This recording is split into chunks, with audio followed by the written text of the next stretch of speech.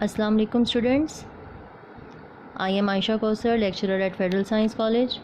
Today we are going to start our new exercise 5.5. I have told you in the previous lecture about binary relation, what is binary relation and how can we find domain and range of the binary relations. Okay. Now question number 1 and 2 you have to do. Okay, that is very easy. You have to find binary relations. Now come for question number 4. What is it written in the question number 4? If set M has 5 elements, then find the number of binary relations in each. In M. Okay, question में M लिखा है. Okay, let's start this question. How can we find the number of binary relations in a set? Number of elements in M. Set M के अंदर कितने elements हैं हमारे पास? 5. So number of elements in, अगर हम M को M से multiply करें, जब तक आप प्रोडक्ट नहीं लेंगे, कार्टेशियन प्रोडक्ट नहीं लेंगे, तब तक आप बाइनरी रिलेशन फाइंड आउट नहीं कर सकते. हमें पहले इसको ज़रूर फाइंड आउट करना है. Number of binary relations in M multiply M, दोनों में 5 एलिमेंट्स हैं, तो 5 5 25. Okay, so now what is required? Number of binary relations. So number of binary relations in M is equals to, the formula is 2 power 25. Okay, आपने जितने number of elements होते हैं product के अंदर, वो 2 की पावर बन जाती है. 2 की power 25 is the number of binary relations. इतने सारे आपके पास चॉइसेस हैं बाइनरी रिलेशंस बनाने की. ठीक है. Now come for question number 3. What is given? Set L ABC elements and set M have DEFG elements. Then we have to find 2 binary relations in each. अब आपको मैं एक पार्ट करवा देती हूँ, बाकी इसके पार्ट्स आपने खुद करने. आप लेट सपोज के फर्स्ट पार्ट कर लेते हैं. L multiply L. What is L? A B C. Multiply इसी को इसी के साथ करना है, A B C. मल्टीप्लाई में क्या करते हैं? ऑर्डर्ड पेयर्स बनाते हैं. ठीक है. A के साथ ऑर्डर्ड पेयर बना, फिर A का आप B के साथ बनाएं, comma A comma B. Next ordered pair A C. ठीक है. और फिर इसी तरह B की टर्न है, B का बनाएं, B A B B and B C. ठीक है. अगर स्पेस ना हो आप नेक्स्ट लाइन पे आ जाएं. C A C B and C C. How can we sure that we have make all the ordered pairs? Multiply कर लें आप number of elements of first set and number of elements of second set. 3 3s are 9. We need 9 ordered pairs. 1 2 3 4 5 6 7 8 9. Okay, आपने सबसे पहले L multiply L बना लिया. अब आपको करना क्या था? You have to make 2 binary relations. अब आपकी मर्ज़ी है, ये आप पे डिपेंड करता है. आप कोई भी, ओपन चॉइस है, आप कोई भी बाइनरी रिलेशंस बना लें. मैं जो बना रही हूँ ज़रूरी नहीं कि आप वही बनाएं, आप कोई भी बना सकते हैं. सिर्फ सबसेट लेना है आपने प्रोडक्ट के अंदर से कुछ ऑर्डर्ड पेयर्स का. ठीक है. कुछ ऑर्डर्ड पेयर्स आप उठा के आप यहाँ लिख लें. लेट सपोज कि मैं फ़र्स्ट लिख लेती हूँ A.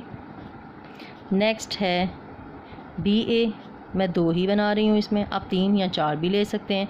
इससे जितना हमारे पास प्रोडक्ट में ऑर्डर्ड पेयर्स हैं उससे लेस होना चाहिए. ठीक है. नेक्स्ट इसमें मैंने ले लिया AC BC CB. ये सारे ऑर्डर्ड पेयर मैंने ये वाले, ठीक है, यहाँ से ले रही हूँ. और BB ले लिया. ठीक है. 4 ऑर्डर्ड पेयर्स. ये मेरे पास कोई भी 2 बाइनरी रिलेशंस हो गए. आपने प्रोडक्ट फाइंड आउट करके उसी में से आपने ऑर्डर्ड पेयर्स लेने हैं.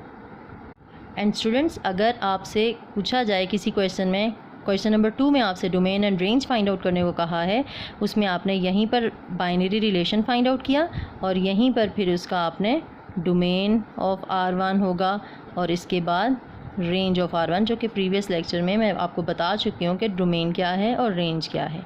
ठीक है. इसी तरीके से आपने नेक्स्ट बाइनरी रिलेशंस के भी domain and range find out कर लेने हैं. Now let's move to question number 5. What is written in the question number 5? You are given two sets L and M.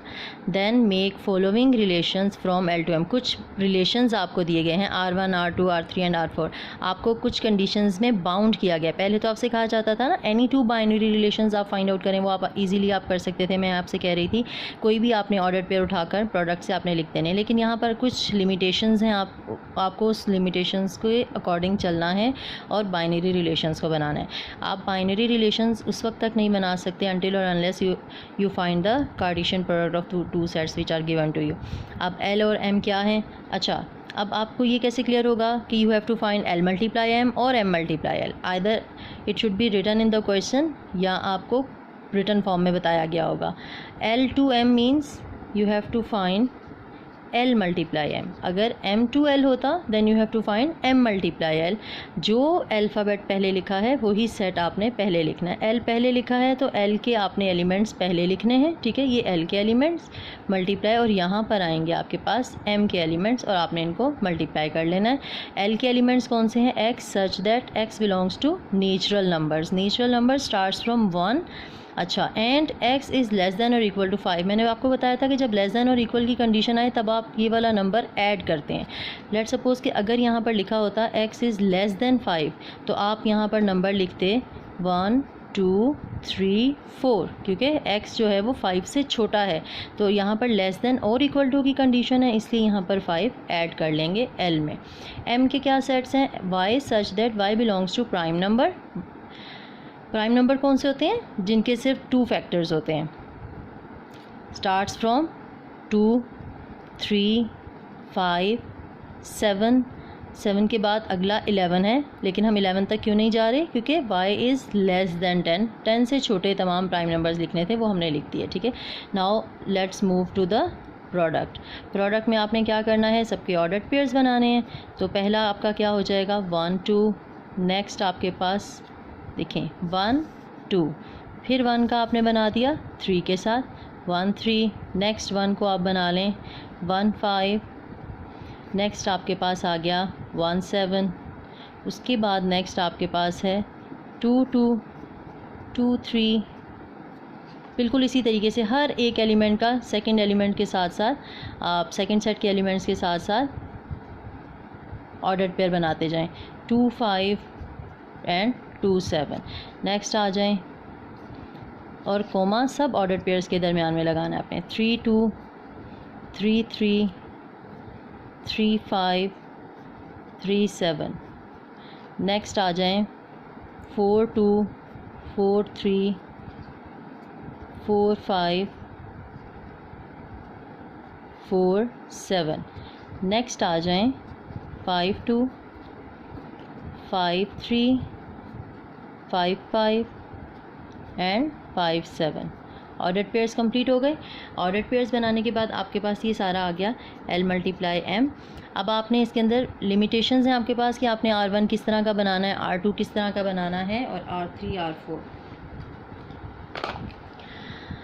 R1 में क्या है आपके पास कंडीशन कि एक्स वाई ऐसा ऑर्डर्ड पेयर हो जिसमें y is less than x, यानी कि जिसमें देखें फर्स्ट पोजीशन वाले एलिमेंट्स x और सेकंड वाले y हैं. y छोटा होना चाहिए. देखें यहाँ पर y बड़ा है, यहाँ पर भी y बड़ा है x से, y बड़ा है x से. तो कहाँ है y? हमें लोकेट करना है. सबसे पहला ऑर्डर्ड पेयर हमें मिल गया y is less than x. 3 2 y छोटा है x से. Then 4 2 4 3 y is less than x. 5 2 clear, y is less than x. 5 3 then complete, क्योंकि 5 7 में देखें y बड़ा है x से, वो एलिमेंट्स हमने नहीं लिखने. This is our R1. Now come to R2.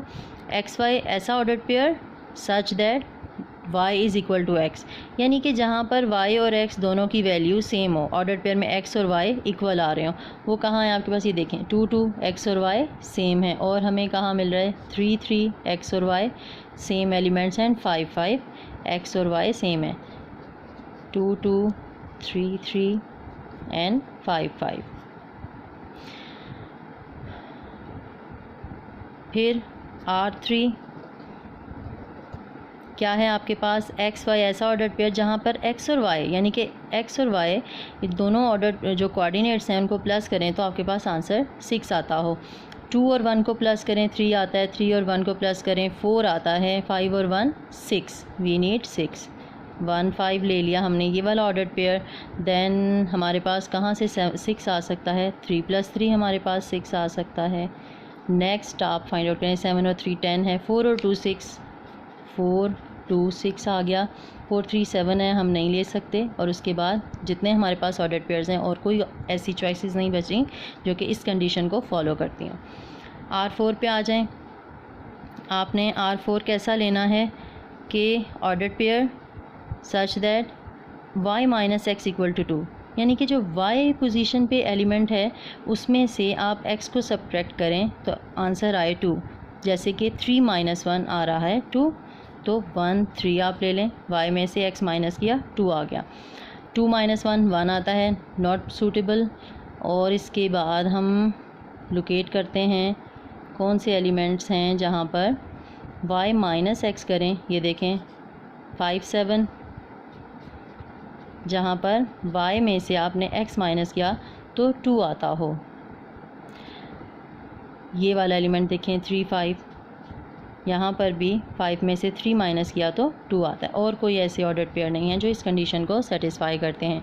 Okay students, I hope कि आपको बहुत अच्छे तरीके से समझ में आ गया है और अपनी डायरी आप साथ साथ कंप्लीट करते रहें। अल्लाह हाफिज़।